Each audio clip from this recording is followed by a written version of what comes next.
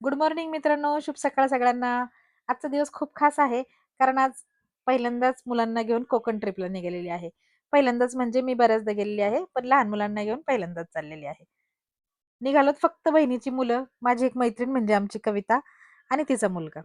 नेहमीप्रमाणे सकाळी लवकरच निघाले होते. रस्ते अगदी मोकळेच सापडले बरं का आम्हाला.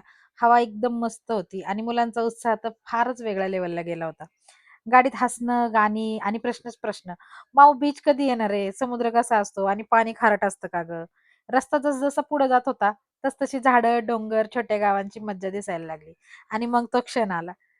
पहिल्यांदा समुद्र दिसला आणि मग काय धिंगाणाच धिंगाणा चालू केला मुलांनी. मुलांचे डोळे एकदम चमकले होते बरं का. धावत सुटले, वाळूत उड्या मारायला लागले, पाणी हातात घेऊन पाहायला लागले आणि मुलांसाठी हा पहिलाच बीच होता. अक्षरशः स्वतःला मातीत गाडून घेण्यापासून ते शंख, शिंपले गोळा करण्यापर्यंतचा प्रवास सुरू झाला.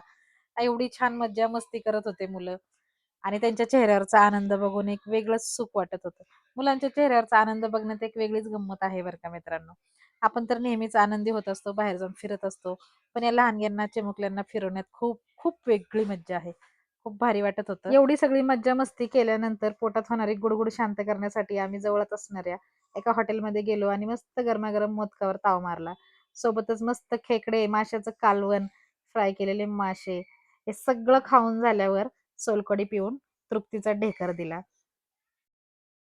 दिवसभराचं खेळणं, हसणं, वाळू, पाणी यांचा सगळ्यांचा थकवा होताच, पण आनंद त्याहूनही जास्त होता.